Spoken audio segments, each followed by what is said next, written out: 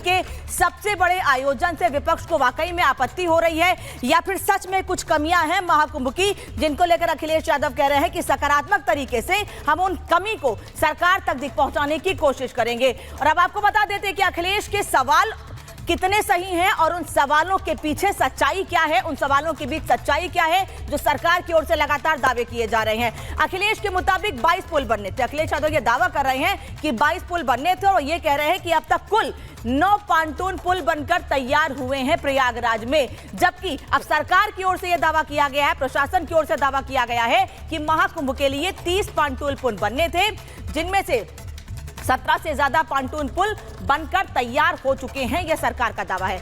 48 घंटे में 11 और पांटून पुल तैयार होंगे, यह सरकार की ओर से दावा किया जा रहा है। पीडब्ल्यूडी करा रहा है पांटून पुल का निरीक्षण, ये भी आपको हम बता दें, ये भी दावा प्रशासन की ओर से है। सिंचाई विभाग बना रहा है 2 पांटून पुल और आने वाले समय में उनको पूरा कर लिया जाएगा। 30-31 दिसंबर तक पूरा काम पुल का खत्म हो जाएगा, ये दावा किया गया है प्रशासन और सरकार की ओर से। लेकिन अखिलेश यादव पीडीएफ पत्रकारों के जरिए कुछ और तस्वीर पेश करने की कोशिश कर रहे हैं, लेकिन प्रशासन कह रहा है जो दावे किए जा रहे हैं विपक्ष की ओर से वो गलत है। सच्चाई ये है कि 30-31 दिसंबर तक पूरा काम कंप्लीट हो जाएगा। अब देखिए कैसे विपक्ष की ओर से एक नैरेटिव सेट करने की कोशिश की जा रही है और सरकार क्या दावे कर रही है, इस रिपोर्ट में देखिए, फिर चर्चा को आगे बढ़ाएंगे।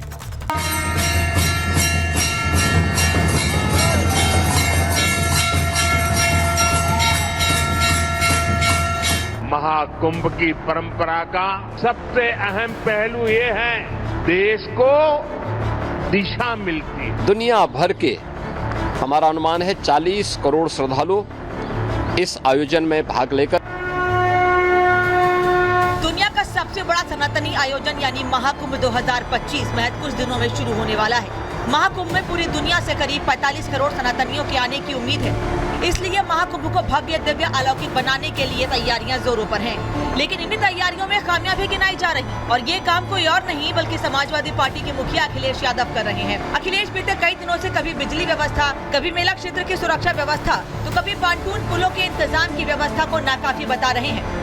अखिलेश बिजली के तारों और खंभों पर भी सवाल उठा रहे हैं, लेकिन संभल में खुद के सांसद जिनका नाम कटिया चोरी में आ रहा है उस पर चुप्पी साधे हुए हैं। हालांकि कुंभ मेला क्षेत्र में युद्ध स्तर पर तैयारियां चल रही हैं। सच क्या है वो हम आपको दिखा देते हैं। ये देखिए सेक्टर्स में बंटवारा हो चुका है और यहाँ पर बनावट जो है वो शुरू हो गई है, जो बसावट है वो भी शुरू हो गई है और बिजली के खंभों पर तार भी आपको नजर आ रहे होंगे जिन्हें यहाँ पर बिछा दिया गया है। ये कहने के लिए काफी है कि जो कार्य है वो तो प्रगति पर है ही और उसी के साथ साथ यहाँ पर जो संचालन है पांटून पुल से वो भी आप देख सकते हैं यातायात संचालित यहाँ पर हो रहा है। अखिलेश के सवाल पर योगी सरकार की तरफ से समाजवादी पार्टी और उनके अध्यक्ष को आईना भी दिखाया जा रहा है। श्री अखिलेश यादव जी के बारे में यही कहूंगा, सूप बोले तो बोले, चलनी ना बोले। जब वह उत्तर प्रदेश के मुख्यमंत्री थे उस समय भी 2013 में प्रयागराज का कुंभ हुआ था। उन्होंने कुंभ मेले की बागडोर अपने चाचा मोहम्मद आजम खां को सौंप दी थी और कुंभ मेले में दुर्घटना हुई। 2013 के महाकुंभ में कई भक्तों की जान चली गई थी। सरकार सपा की थी, ऐसे में उन्हें बोलने का कोई हक नहीं है। बीजेपी के इस पलटवार के बाद अब साधु संत भी समाजवादी पार्टी की आंखों की पट्टी खोल रहे हैं। वो मोतिया जिसको आंख में आ जाता है तो उसको सारा संसार कलरिंग दिखाता है, इसलिए उनकी आंखों में मोतिया चढ़ा हुआ है क्योंकि वो भूतकाल में व्यवस्था नहीं कर सके थे। विपक्ष का काम सदैव होता है विरोध करना। जो अपना विरोधी होता है ना, हर व्यक्ति में अच्छाई का वो बुराई का दर्शन करता है। महाकुंभ से करोड़ों सनातनियों की आस्था जुड़ी है और ऐसे में अखिलेश अपने पीडीएफ पत्रकार के जरिए सरकार को घेरने में जुटे हैं। योगी सरकार दावा कर रही है समाजवादी पार्टी को कुंभ पर बोलने का कोई हक नहीं है। ऐसे में सवाल है कि क्या सच में कुंभ की तैयारियां अधूरी हैं या फिर सियासत के लिए अखिलेश यादव सवाल उठा रहे हैं। आखिर सनातन के इतने बड़े आयोजन पर परेशानी क्या है? क्या अखिलेश यादव को 2027 में वोट बैंक खिसकने का डर सता रहा है? Bureau report, Republic Bharat. और इसी मुद्दे पर चर्चा के लिए मेहमान मेरे साथ जुड़ रहे हैं। परिचय करा दूं आपका, शलभमणि त्रिपाठी भारतीय जनता पार्टी के प्रवक्ता और विधायक मेरे साथ जुड़ रहे हैं। आचार्य राज मिश्रा हिंदू धर्मगुरु मेरे साथ जुड़ रहे हैं स्टूडियो से ही। प्रेम कुमार जी वरिष्ठ पत्रकार मेरे साथ जुड़ रहे हैं। इसके अलावा दीपक रंजन समाजवादी पार्टी के प्रवक्ता साथ हैं और मुमताज आलम रिजवी राजनीतिक विश्लेषक स्टूडियो से मेरे साथ जुड़ रहे हैं। आप सभी लोगों का बहुत बहुत स्वागत है। सबसे पहला सवाल शलभ मणि जी आपसे, आप लोग ये दावे कर रहे हैं कि अखिलेश यादव की ओर से जो सवाल खड़े किए जा रहे हैं वो गलत है। अखिलेश यादव कह रहे हैं हमने तो बाकायदा पीडीएफ पत्रकार भेज दिए हैं वहां पर, वो सच्चाई दिखा रहे हैं, सोशल मीडिया झूठ नहीं बोल रहा है। वो तो ये भी कह रहे हैं कि एक सकारात्मक विपक्ष की भूमिका निभाते हुए सरकार तक सच्चाई पहुंचाने की कोशिश है हमारी। देखिए अनामिका जी, सकारात्मक भूमिका अगर निभाई होती तो उनके पास एक बहुत बड़ा अवसर था 2013 में, जब उनकी सरकार में महाकुंभ हुआ और महाकुंभ कराने की जिम्मेदारी उन्होंने किसको दी? मोहम्मद आजम खान को। मोहम्मद आजम खान को पूरी जिम्मेदारी दी कि आप महाकुंभ कराइए। और मुझे एक तस्वीर, यहाँ पे समाजवादी पार्टी के हमारे मित्र बैठे हैं, एक तस्वीर आप मुझे आजम खान की दिखा दीजिए कि आजम खान वहां पर जाकर मौके पर उन्होंने महाकुंभ कराने में कोई योगदान दिया हो या कोई भी उन्होंने प्रयास किया हो। परिणाम क्या हुआ? समाजवादी पार्टी की सरकार में सबसे दुखद महाकुंभ हुआ, स्टैंपेड हुई, भगदड़ हुई, बहुत से बेगुनाह लोगों की जान गई, बहुत से लोगों ने अपने लोगों को खो दिया।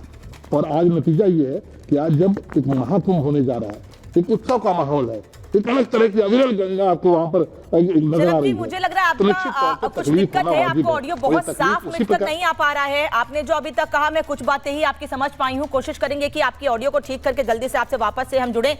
दीपक जी मुझे बता दीजिएगा जरा कि यह सकारात्मक विपक्ष की भूमिका है कि हर चीज पे सवाल खड़े करें? अगर कुछ ठीक है तो अगर सकारात्मक भूमिका निभा रहा है, सकारात्मक तस्वीर भी सामने लेकर आइए। फिर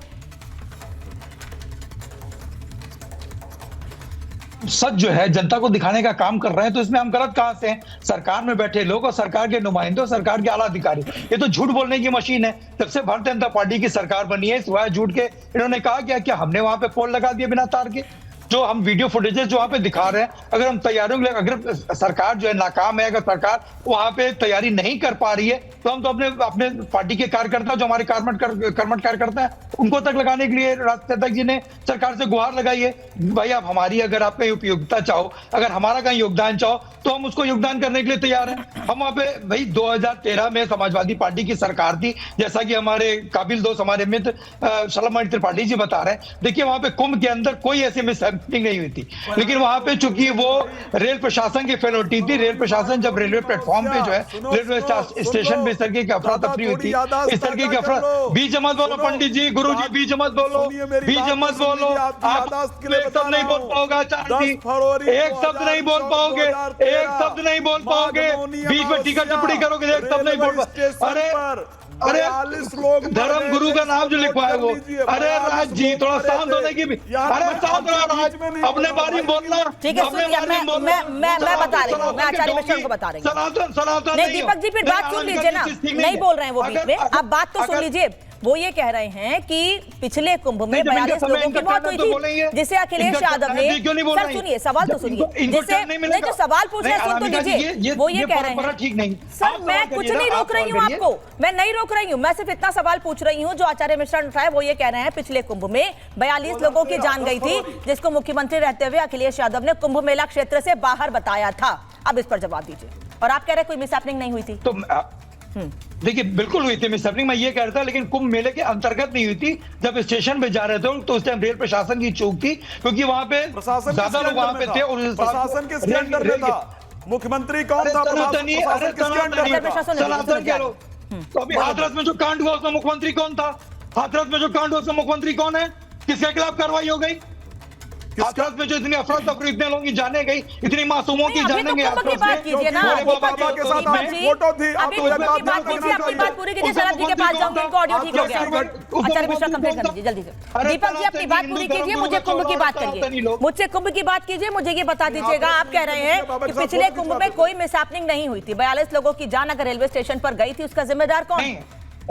व्यवस्था तो आप लोगों ने की थी ना? देखिए रेल प्रशासन नहीं, रेल देखिए रेल प्रशासन, रेल हमारे अंतर्गत कैसे आता था?